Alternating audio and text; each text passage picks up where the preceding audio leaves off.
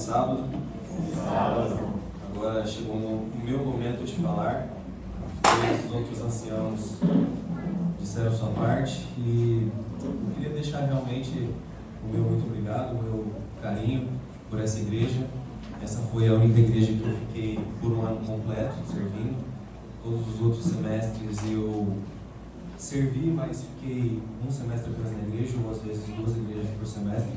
Mas aqui eu fiquei de maneira roteira e agradeço a todos os líderes, os anciãos, os pastores que me acolheram também, e eu acho essa igreja realmente muito aconchegante. O pastor falou, mas você não vai se formar ano que vem? Fica aí com a gente. E realmente eu tenho algumas matérias ainda de teologia e jornalismo para terminar ano que vem. Contudo, eu vou me dedicar a outros 2 ministérios durante os finais de semana, mas com certeza em outras ocasiões eu quero voltar aqui. E como eu disse, essa é uma igreja muito gostosa, muito abençoada. Bom, por gentileza, eu vou pedir para que coloque o PowerPoint. Nosso tema de hoje é portas de entrada. Muito obrigado. E eu quero orar com você mais uma vez. Nada que é importante começa sem oração.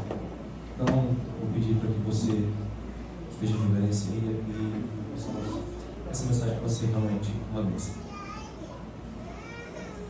Senhor Deus, eterno Pai, muito obrigado, Senhor, por esse sábado. Pai eterno, estamos aqui mais uma vez, Senhor, para abrir a sua palavra. Senhor meu Deus, que como foi dito aqui, e eu reforço, que não seja eu falando, que não seja a minha mensagem, mas seja uma mensagem poderosa para nós. Que o Espírito Santo possa estar transitando por esse lugar, Senhor, que possamos sentir a presença dos santos anjos aqui em nosso meio. Fica comigo, fica também com os corações, que essa mensagem seja relevante para todos, em nome de Jesus. Amém. Amém. Portas de entrada.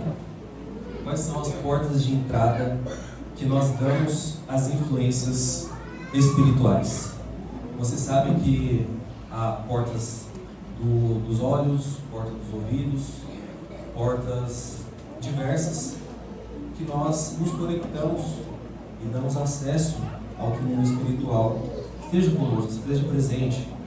Então, preparando o tema dessa mensagem, eu estive pensando um pouco, em meio a tantos temas que a Bíblia tem de amor, de salvação, de eventos finais, de repreensão, de doutrinas, eu penso e escolhi esse tema pensando justamente em uma necessidade presente da igreja. E principalmente nos dias de hoje, onde tantas luzes, tantas coisas buscam tirar o nosso foco daquela coisa que é o principal, que é a espiritualidade, que é Deus. Tantas luzes que buscam distrair a nossa mente do foco principal. E há momentos que nós precisamos de uma mensagem de conforto, uma mensagem de alívio, uma mensagem doutrinária, uma mensagem de esperança, mas às vezes também precisamos de uma mensagem de aviso e repreensão. E a mensagem vem de Deus, ela que só é de aviso, não é gostosa de ouvir, claro, mas se Deus é que avisa, porque Ele gosta e deseja dar salvação aos seus filhos e que os seus filhos estejam em segurança. E aqui eu não quero compartilhar uma mensagem pensando em um professor que aponta os erros dos alunos, porque eu também pensei nesse sermão em mim, escrevendo esse sermão pensando em mim. Bom, Deus compartilhou essa história na Bíblia e espero que dessa mensagem traga reflexões e decisões para todos nós. Deus nos protege, mas muitas das vezes nós mesmos nos afastamos da proteção de Deus. Essa é uma frase relativamente conhecida e tem outras frases irmãs, por assim dizer. Não é Deus que se afasta de nós, é nós que nos afastamos de Deus. Não é Deus que está em silêncio, somos nós que não o buscamos. Todas essas frases, de certa forma, têm o mesmo sentido e um certo sentido. E ela tem um sentido certo. E esse está o pensamento da nossa mensagem. Deus nos protege, mas nós mesmos abrimos portas para que o inimigo atue na nossa vida. Quer ver o porquê disso através de uma história da Bíblia? Você conhece a história de Baal-Peor? Quantos aqui conhecem a história de Baal-Peor, o pecado de Baal-Peor? Muito bem, vamos abrir a nossa Bíblia então. Números 22, do 1 ao 6. Vamos entender a história e ver o que ela pode nos trazer. Números 22.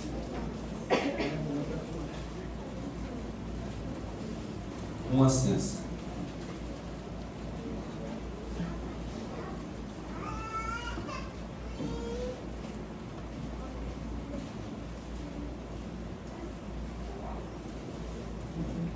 Todos leram? Muito bem. Diz assim, Números 22, 1 a 6. Tendo partido os filhos de Israel, acamparam-se nas campinas de Moabe, da além do Jordão, na altura de Jericó. Viu, pois, Balaque, filho de Zippor, tudo que Israel fizera aos amorreus. Moabe teve grande medo desse povo, porque era muito, e andava angustiado por causa dos filhos de Israel. Pelo que Moabe disse aos anciãos dos midianitas: agora lamberá esta multidão tudo quanto houver ao redor de nós, como o boi lambe a erva do campo. Balaque, filho de Zippor, naquele tempo era rei dos Moabitas. Enviou ele mensageiros a Balaão, filho de Beor, a Petor, que está junto ao rio Eufrates, na terra dos filhos do seu povo, a chamá-lo, dizendo: eis que um povo saiu do Egito, cobre a face da terra e está morando defronte de mim. Vem agora, pois, rogo-te, amaldiçoa-me este povo, pois é mais poderoso do que eu, para ver se o poderei ferir e lançar fora da terra. Porque sei que a quem tu abençoares será abençoado, e a quem tu amaldiçoares será amaldiçoado. Vamos entender aqui o cenário. Israel estava se tornando uma nação poderosa, estava finalmente para cumprir a promessa de Deus e habitar na terra prometida, estavam marchando rumo a isso. Então eles estavam próximos ali às campinas de Moabe. Balaão era um profeta de Deus, e o rei de Moabe, Balaque, temendo o povo, o poder e a influência do Deus de Israel, contratou Balaão, esse profeta que morava na Mesopotâmia, para que pudesse amaldiçoar o povo de Deus. E assim, Balaão recebe essa proposta, fica feliz com as honras e riquezas propostas pelo rei Balaque, e ele prepara tudo, prepara ali o seu jumentinho, prepara ali as suas coisas de viagem e parte para a sua viagem, parte para as terras de Canaã. E nesse episódio, você sabe, enquanto Balaão ia, o anjo impedia ali com sua jumenta. A jumenta via, mas ele não, ao ponto que ele espancava tanto ela, que ela começa a falar com ele. E continua a leitura, continue comigo aí do verso 26 até o 35. 26. Então o anjo do Senhor passou adiante e pôs-se num lugar estreito, onde não havia caminho para se desviar, nem para a esquerda, nem para a direita. Vendo a jumenta, o anjo do Senhor deixou-se cair debaixo de Balaão. Acendeu-se-lhe a ira e espancou a jumenta com a vara. Então o Senhor fez falar a jumenta, ao qual disse a Balaão: que te fiz eu, que me espancaste já 3 vezes? Respondeu Balaão à jumenta: porque zombaste de mim. Tivera eu uma espada na mão, agora te mataria. Replicou a jumenta a Balaão: porventura, não sou tua jumenta, em toda a tua vida cavalgaste até hoje? Acaso tem sido o meu costume fazer isso contigo? Ele respondeu: não. Então o Senhor abriu os olhos de Balaão, e ele viu o anjo do Senhor, que estava no caminho, com uma espada desembainhada da mão. Pelo que inclinou a cabeça e prostrou-se o rosto em terra. Então o anjo do Senhor lhe disse: por que já 3 vezes espancaste a jumenta? Eis que eu saí como teu adversário, porque teu caminho é perverso diante de mim. A jumenta me viu já 3 vezes e se desviou-se diante de mim. Na verdade, eu agora te haveria matado e ela deixaria com vida. Tendo uma ironia aqui que mesmo a jumenta tinha um discernimento espiritual maior do que ele, porque ela viu, mas ele não. E ele, como uma coisa natural, conversando com uma jumenta, como se fosse algo comum. Então Balaão disse ao Senhor: pequei, porque não soube que estavas nesse caminho, para te opores a mim. Agora, se pareceres mal aos seus olhos, voltarei. Tornou o anjo do Senhor a Balaão: vai-te com esses homens, mas somente aquilo que eu disser, isso falarás. Assim Balaão se foi com os príncipes de Balaque. Então aqui, Balaão se encontra com o anjo, prestes a matar Balaão, e aí ele dá ordens: unicamente aquilo que virá do Senhor, que virá de mim, você falará. Balaão concorda e segue a viagem. Chega ali nas campinas de Moabe.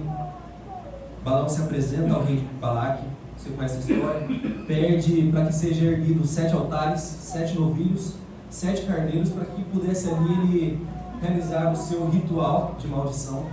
E na hora de amaldiçoar o povo, Deus coloca a palavra na boca dele e dali só sai bênçãos. Ele não consegue amaldiçoar o povo. E isso acontece por 3 vezes. E aqui estão alguns versos famosos, do verso 23, se você quiser abrir comigo, verso 8. Como eu posso amaldiçoar aquilo a quem Deus não amaldiçoou? Ou denunciar aquilo que Deus não denunciou? Verso 19, 23. Deus não é homem para que minta, nem filho de homem para que se arrependa. Porventura, tendo ele prometido, não fará? Ou tendo falado, não cumprirá? Eis que para abençoar recebi ordens. Ele abençoou, não posso revogar. Não viu iniquidade em Jacó, nem contemplou desventura Israel. O Senhor seu Deus está com ele. No meio dele se ouvem as aclamações do seu rei. Deus os tirou do Egito. As forças dele são como as do boi selvagem.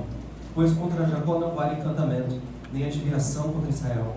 Agora se poderá dizer a Jacó e Israel: que coisas tem feito Deus? Verso 19 a 22. Então Balaque, vendo que ele não poderia amaldiçoar, disse o seguinte: então nem abençoe e nem amaldiçoe. Mas assim não aconteceu. Vendo a situação, não ia mudar da situação, não ia sair daquilo, ele desistiu, cada um seguiu o seu caminho. Obviamente Balaão não recebe as honras que ele queria, não recebe as riquezas e honras que ele havia prometido para Balaão. E aqui está o ponto de virada da história. Verso 25. Então Balaão se levantou, foi para sua terra, e também foi Balaque pelo seu caminho. E aí o verso 25, ou capítulo 25. Habitando Israel em Sitim, começou o povo a prostituir-se com as filhas de Moabe. Estas convidaram o povo aos sacrifícios aos seus deuses, e o povo comeu e inclinou-se aos seus deuses. Juntando-se Israel a Baal Peor, a ira do Senhor se acendeu contra Israel. O povo se desviou de Deus e a maldição recaiu sobre o povo. O espírito de profecia diz que Balaão ficou tão obstinado pelas riquezas, tão obstinado pelas honras, querendo tanto aquilo que havia sido prometido para ele, que ele então faz um plano diabólico. Seu coração ficou preso nos tesouros do mundo, cego pelas coisas espirituais, e mesmo tendo abençoado o povo de Deus, ele pensou nesse plano diabólico agora, para poder ter as riquezas que foi prometido para ele. Se Deus é quem protege esse povo, então vamos induzir para que eles caiam em pecado, e assim a proteção de Deus será retirada. Assim o povo estará vulnerável. E mesmo depois de todas as bênçãos, ele voltou da sua viagem, proferiu isso ao rei, e o rei aceitou essa proposta. Vamos ler o que está no espírito de profecia? Vamos entender. Depois de chegar, preste atenção, depois de chegar em casa, o poder dirigente do Espírito de Deus o deixou Balaão. E a sua cobiça, que antes estivera contida, prevaleceu. Estava disposto a recorrer a qualquer meio para ganhar a recompensa prometida por Balaque. Balaão sabia que a prosperidade de Israel dependia da sua obediência a Deus, e que não havia outro meio de ocasionar transtorno, senão induzindo-os ao pecado. Resolveu conseguir agora o favor de Balaque, aconselhando aos moabitas o caminho a seguir, a fim de acarretar maldição sobre Israel. Voltou imediatamente à terra de Moabe e expôs seus planos ao rei. Os próprios moabitas estavam convencidos de que enquanto Israel permanecesse fiel a Deus, ele seria seu escudo. O plano proposto por Balaão era separá-los de Deus, induzindo-os à idolatria. Se pudessem ser levados a tomar parte do culto licencioso a Baal e a Astarote, seu protetor onipotente tornar-se-ia seu inimigo. E eles logo seriam presa das nações cruéis aguerridas ao seu redor. Esse plano foi prontamente aceito pelo rei, e o próprio Balaão ficou para ajudar a executá-lo. Balaão testemunhou o êxito do seu plano diabólico, e viu a maldição de Deus cair sobre o seu povo. Eu não sei você, mas esse texto é realmente tremendo. Deus protegeu o seu povo, guardava seus caminhos, mas a partir do momento que eles abriram espaço para as coisas que não eram da vontade de Deus, abriram espaço para idolatria, para prostituição, se afastaram do culto a Deus, eles abriram portas de entrada para que o inimigo atuasse na vida deles, e a maldição que recaiu. Minha mãe sempre costuma dizer algo para mim, que na sua casa, na minha casa, Satanás ele não quer um móvel, Satanás ele não quer, quem sabe, uma mesa, uma cadeira, um quadro, ele não quer nada disso.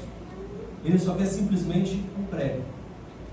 Porque sua casa pode estar linda, pode estar ótima, mas é através desse prego que ele vai pendurar a sua carniça. E um cheiro podre vai alastrar para toda a casa. Toda a casa vai perceber. O cheiro podre vai alastrar. Ele não quer muito. Ele simplesmente quer algumas concessões. E é através dessas concessões que o cheiro de morte vai espalhando para a casa toda. Deus nos protege, mas infelizmente nós abrimos portas e janelas para que o inimigo atire dardos inflamados e atinja a nossa vida. Eu acho que você já ouviu por aí o significado da palavra santo. Santo simboliza separado. E um dos temas que a Bíblia enfatiza no Antigo Testamento era para que o povo estivesse separado para que Deus atuasse. Então, se você ver comigo, se você perceber, sempre que iria acontecer algo sobrenatural, sempre que iria acontecer alguma teofania, sempre que Deus ia atuar em alguma guerra, Ele ordenava para que o povo se santificasse e se separasse. Como, por exemplo, vamos ver nos 10 mandamentos. Disse o Senhor a Moisés: vá ao povo e purifica-o hoje e amanhã. Lavem eles suas vestes e estejam prontos ao terceiro dia, porque no terceiro dia, à vista de todos, descerá do monte Sinai, sobre o monte Sinai. E que Deus ordena para que santifique o povo. Josué e suas guerras, enquanto eles estavam tomando parte na Canaã, disse Josué ao povo: santifique-se, pois agora, amanhã o Senhor fará maravilhas entre vocês. Há ênfase também no nosso corpo como o templo do Espírito Santo. Não sabeis vós que sois o templo do Espírito de Deus e que habita em vocês. Então, há uma necessidade, há uma ênfase aqui, versos que nos orientam que devemos estar consagrados, conectados a Deus, para que Deus atue poderosamente na nossa vida, proteja nossa vida e afaste os perigos espirituais. Deuteronômio 23:14, preste atenção, se você quiser abrir aí comigo, Deuteronômio 23:14. Enquanto Deus era o Deus de Israel e protegia o seu povo com a coluna de fogo e de nuvem. Deuteronômio 23:14. Se você quiser abrir no seu celular também pode. Preste atenção nesse verso que é muito importante. Diz assim, 23:14. O acampamento deverá ser santo, pois o Senhor, seu Deus, anda no meio deles para proteger vocês e derrotar os seus inimigos. Cuidem, para que ele não seja no meio de vocês qualquer coisa vergonhosa e ele se afaste de vocês. O acampamento deve ser santo, porque Deus habita no meio deles, no meio de vocês, para que te proteja e derrote os seus inimigos. Então cuide, para que não seja no meio de vocês coisa vergonhosa e ele se afaste de vocês.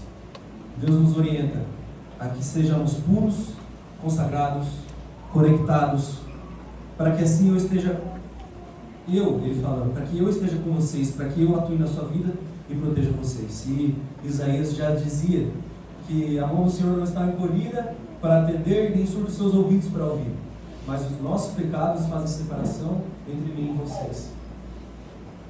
Não é Deus que está impotente, não é Deus que está surdo, mas nossas transgressões fazem separação entre nós e Deus.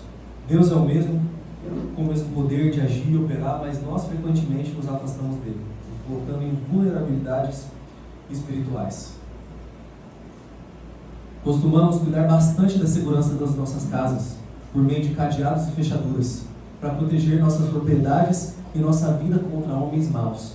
Mas raramente pensamos nos anjos maus, que de forma constante estão procurando chegar até nós, e contra cujos ataques não temos em nossa própria força nenhum meio de defesa. Essa infelizmente é uma realidade. Quantas vezes esquecemos que estamos em um grande conflito, esquecemos que o mundo está pegando fogo, descuidamos achando que certas coisas são de pouca importância. Cuidamos da segurança da nossa casa, dos nossos filhos, das nossas propriedades, colocamos câmeras de segurança, cadeados, chaves, mas esquecemos da nossa segurança espiritual. E por isso precisamos que Deus seja o nosso refúgio e abrigo, porque por nós mesmos não temos força alguma contra esses perigos espirituais por nós mesmos. E por isso precisamos que Deus seja nosso refúgio amigo.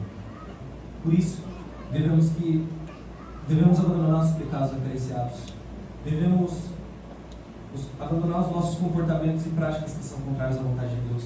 Falhas de caráter, mornidão espiritual. Precisamos buscar o poder do alto para que os pecados sejam vencidos, as falhas de caráter sejam transformadas e mudadas, haja um reavivamento em nós como pessoas e como igreja. E a partir disso, conectados com Deus, estaremos seguros. Tem 2 ilustrações que eu quero trazer para vocês. Uma delas eu vi no canal Shekinats. Você conhece o canal Shekinats? Muito bem, ele costuma falar bastante testemunhos do mundo espiritual. E também é um canal adventista, fala muito sobre isso de profecia.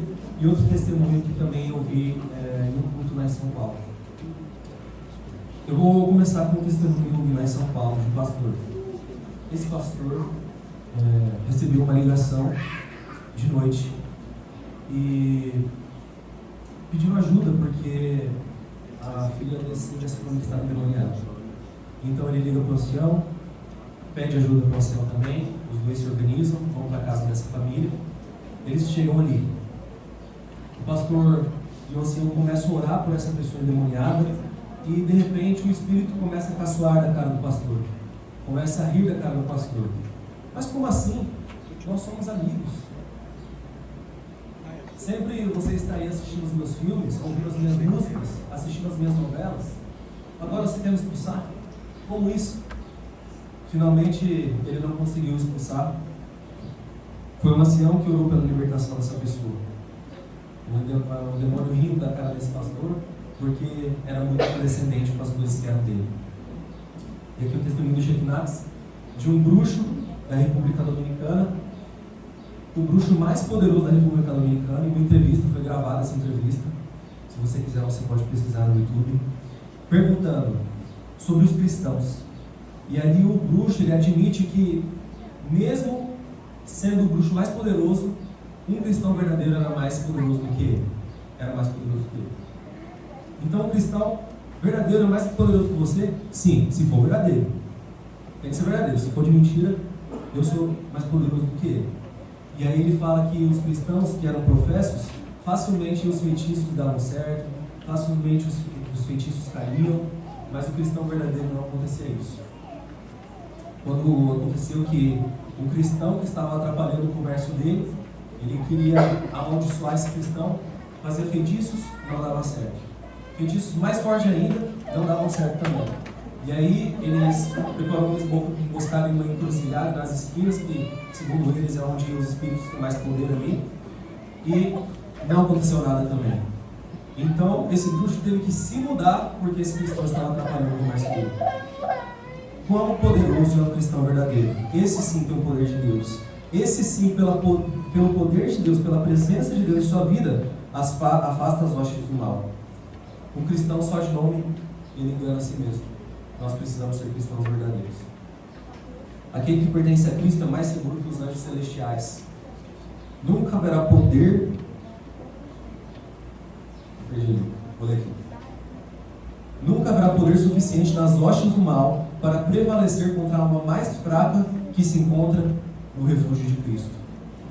Não é meu objetivo aqui fazer uma lista, eu contei essa ilustração, a primeira ilustração, não é meu objetivo, quem sabe, causar medo, ou quem sabe fazer uma lista daquilo que é errado. Isso aqui, tal coisa, tal filme, tal novela, tal tipo de música, não é meu objetivo fazer uma lista aqui. Afinal de contas, eu não conheço a sua vida, eu conheço a minha vida, você conhece a sua vida, e nós temos uma consciência daquilo que é certo ou errado, segundo a luz da palavra de Deus.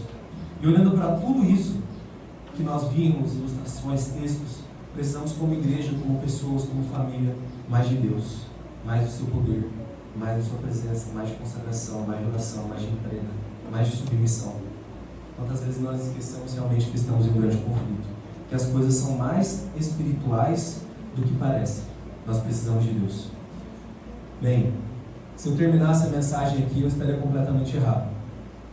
Porque, como eu disse, eu não sou um professor que simplesmente vai dizer o exercício está errado, melhore, faça isso, faça aquilo. Mas a intuição e a função do professor também é ensinar.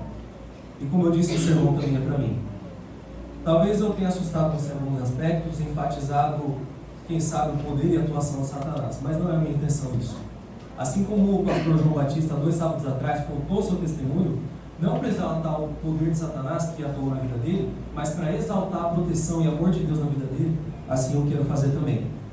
A boa notícia é que para tudo isso que nós vimos, olhando para os nossos erros, para as nossas falhas, olhando para você, olhando para mim, realmente olhando para esse cenário, é desesperador, é triste, é sem esperança, realmente, olhando para a sua falha, olhando para os seus defeitos, olhando para o seu caráter, realmente é desesperador.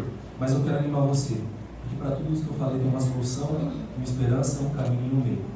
A boa notícia é que Deus não está distante nem inacessível. Deus não está surdo, nem impotente, nem sem vontade de salvar e atuar na sua vida. Então o primeiro passo que eu quero deixar aqui na sua vida, deixar aqui para você, é para que você seja sincero e honesto com Deus. Tudo que você tem agora é o hoje. Tudo que você tem agora é o hoje. Então hoje, olhe para Deus. Deus, eu preciso de Ti. Deus, o Senhor sabe o meu caráter, o Senhor sabe minhas falhas, sabe os meus defeitos, sabe que eu preciso vencer isso, sabe que eu preciso abandonar aquilo. Então hoje, seja sincero com Deus. Fale, Senhor, eu sou aqui. Fica comigo, eu sou Teu. Sou o pior servo Teu, mas eu sou servo Teu. Por favor, me proteja, me guarde. No dia de hoje eu me entrego para ser Seu. Não fique ansioso com o dia de amanhã, basta hoje com o seu próprio mal. Então hoje, faça isso. E adivinha só, amanhã essa sua oração terá vencido. Você terá que orar de novo. Você terá que se entregar de novo. Você vai ter que se consagrar de novo. E dia após dia, você vai ter que se entregar a Deus. O que diz Ellen White no Caminho a Cristo? Essa é uma questão diária. Todos os dias pela manhã, consagre-nos a Deus naquele dia. Submetei-os todos os vossos planos, para que se executem ou sejam abandonados conforme Ele o indicar. Assim, dia a dia, podeis entregar a vida nas mãos de Deus, e assim ela será moldada cada vez mais segundo a vida de Cristo. Amanhã eu vou precisar orar de novo. Você vai precisar se entregar de novo, e de novo, e de novo. E todos os dias se entregando a Deus. Mas tenha certeza que Ele está te ouvindo e vai atender a sua oração. Mas você precisa fazer isso todos os dias. Quando a alma se entrega a Cristo, um novo poder toma posse do novo coração. De novo, posse do novo coração. Opera uma mudança que o homem jamais pode realizar por si mesmo. É uma obra sobrenatural, induzindo o elemento sobrenatural na natureza humana. A alma que se rende a Cristo torna-se sua fortaleza, que Ele mantém o mundo revolto. Uma alma assim guardada pelos seres celestiais é inexpugnável aos assaltos de Satanás. Orando, você estará entregue a Deus e protegido por Ele. Na sua fraqueza, na sua falta de força, na sua vulnerabilidade, clame a Deus: Senhor, me ajuda-me na minha pouca fé. Como diz aquele homem para Deus: ajuda-me na minha pouca fé. Tendo a certeza que você nunca será desamparado e que Ele te dirá sim, porque Ele prometeu que aquele que vier a mim de maneira nenhuma o lançarei fora. Anjos magníficos são enviados do céu para protegê-lo. O maligno não pode romper a guarda que Deus colocou ao redor de seu povo. É verdade que nossos pecados nos afastam de Deus? Sim, é verdade. É verdade que certos comportamentos que nós temos abrem portas para que o inimigo atue na nossa vida? Sim. É verdade que nossa frieza espiritual nos torna vulneráveis? Sim. Mas eu quero enfatizar o poder de Deus, que tem vontade de aceitar e de te proteger. Olha só, que eu voltei. Não devemos encher o Espírito com grandes obras do poder de Satanás. Devemos falar de Jesus e do seu grande poder, da sua graça e da sua glória. O arco-íris da promessa que circunda o trono é um testemunho eterno de que Deus entregou seu Filho para salvar o pecador. Quanto menos atenção dermos ao inimigo das nossas almas, tanto mais avançaremos na vitória. Pois quando exaltamos o poder de Cristo, damos glória damos glória a Ele e enfraquecemos a influência de Satanás. Quais são as portas que nós temos dado entrada, acesso ao mal? Quais são os comportamentos, pecados, atitudes que te afastam de Deus? Talvez o inimigo tenha agido na nossa vida por conta disso. Mas ao refletir nisso, eu não quero que você pense como o diabo pode atuar ou destruir a sua vida. Mas eu quero que você pense como o Senhor pode me salvar e me libertar dessa situação. Pois Ele tem poder e vontade para isso. Eu os conheço. Não penseis que estáis perdidos ou abandonados. Ainda que vossa dor não encontre eco em nenhum coração nessa terra, olhai para mim e vivei. As montanhas se desviarão, os outeiros tremerão, mas a minha benignidade não se apartará de ti, e nem o conserto de minha paz não mudará. Diz o Senhor, que se compadece de ti. Amém? Peço para que você se levante, vamos orar.